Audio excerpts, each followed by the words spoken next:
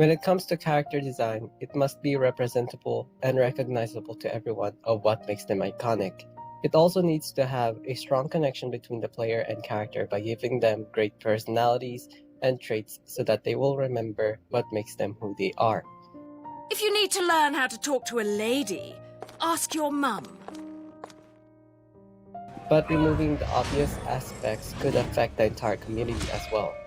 The character design defines the creation of a character's appearance, traits, personalities, and behavior that provides the details of the design like color theory, shape language, and their physical attributes to make them more stand out.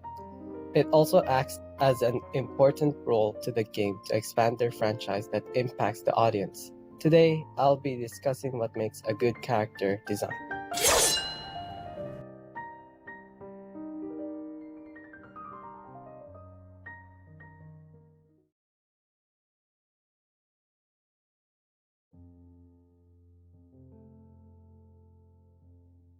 Before we get started, there are three components that you need to keep in mind of creating a character, and those are the silhouette, exaggeration, and color palette. These are the things that you need to implement when it comes to character design, because it requires clarity on each design to make it more recognizable.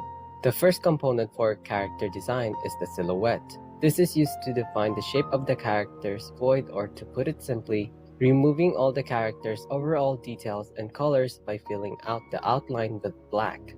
It also allows the designers of how easily recognizable the characters are, just by looking at their silhouette. The stronger the silhouette, the more recognizable they are. The second component that you also need to remember is the exaggeration of the character, and it is important to apply this in your design, because it is used to distinctly from one character to another based on their physical attributes, behavior, and personalities. Fate brought us here together, and it will never tear us apart. It is very crucial to make them stand out and unique. A good example for this is the Transformers Fall of Cybertron, where they differentiate their designs where they are good or evil, like Optimus Prime. He is a tall, strong leader of the Autobots who transforms into a truck, wielding both an Energon axe and blaster.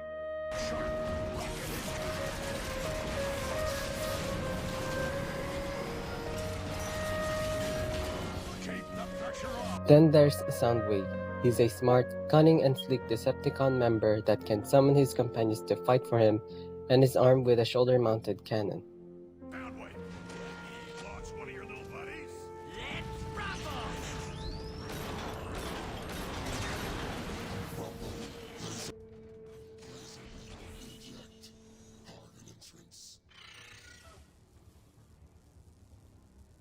Both of these two characters contrast from one another because both of them have their own different factions, overall appearance, alternate forms, and body shapes.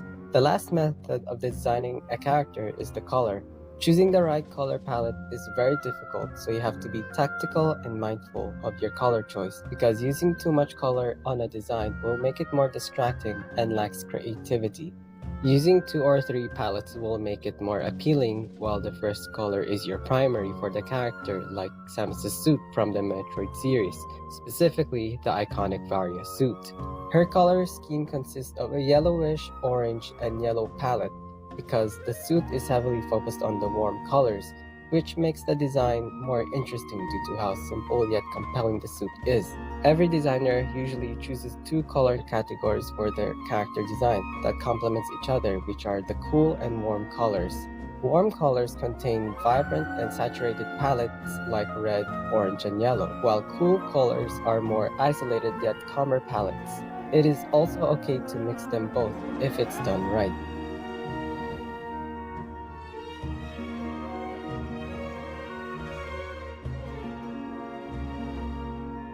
Now that you know the concepts of the 3 components, this is where you start making your character in the form of concept arts.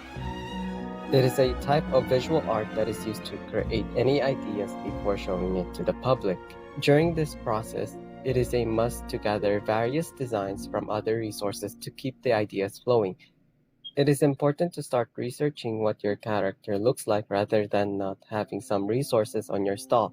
and having a solid aim of what your theme will be for your character, like Jin Sakai's samurai armor from Ghost of Tsushima. It translates very well because it takes place in the 14th century with a more gloomy and serious atmosphere in which blends just right. You always need to have the right tools when doing a concept art, and there are 4 steps in which are the thumbnails, revision thumbnails, revise sketch, and then final. The first step is the thumbnail, and this is a free space to experiment different sketches or variations of the character before the final. It is also important to note that design must be simple and focus on the shape of their bodies and postures first, rather than putting an amount of detail on every character, because it lacks efficiency and is time-consuming.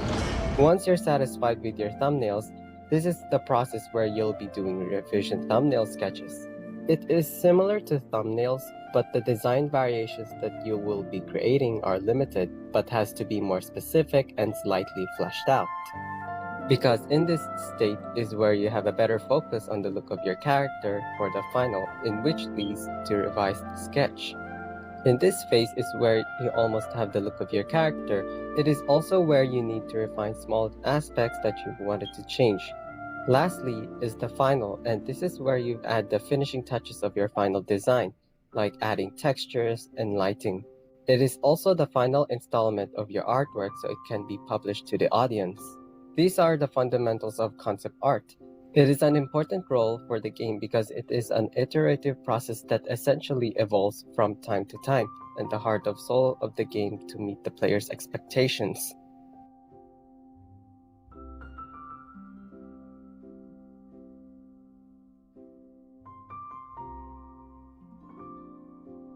Character design is not just about the visuals but also creating relatable and memorable characters, and character writing is one of them.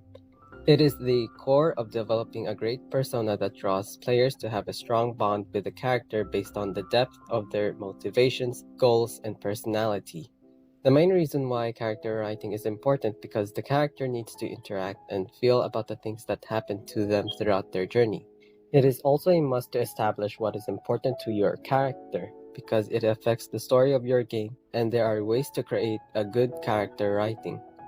First is you need to give them some sort of identity for who they are.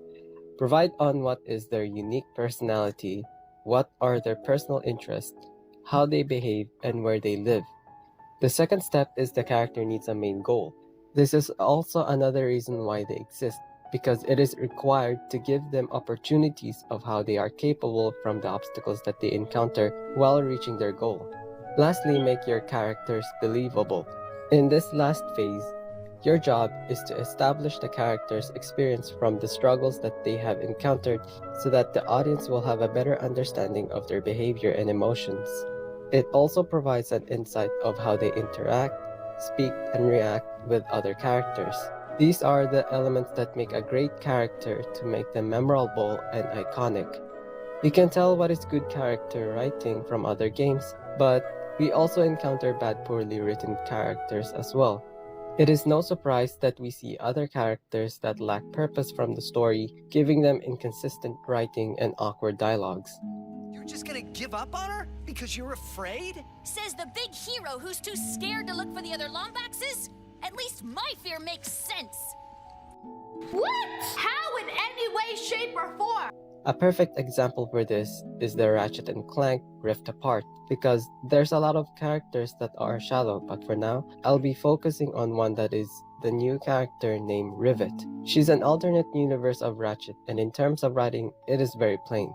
I don't consider her as a bad written character. It's just, there's some areas that feel off.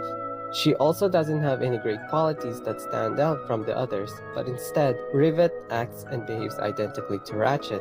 This is the problem that you must avoid when you are writing a character. Being too similar to another character that has an existing persona will make your narrative less interesting. In addition, she shows no empathy when Rivet tries to forgive Kit that she hurt her, and is unworthy to be her friend because of her nature being a killing machine. I am broken. I will always be broken.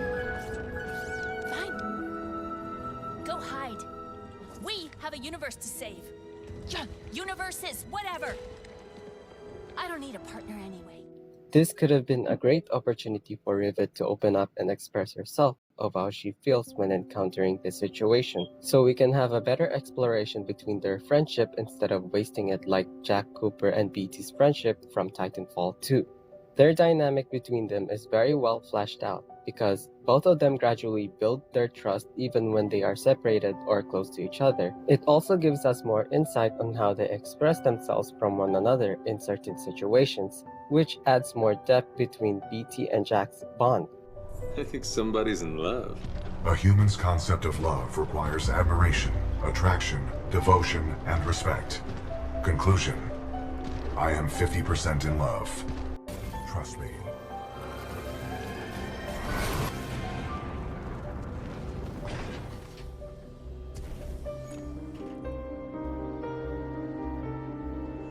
Good throw. You can feel the connection between them throughout the entire campaign of the game to the point that is believable, and this is what it should have been between Kit and Rivet's friendship. It would have been more interesting to have a great depth between them.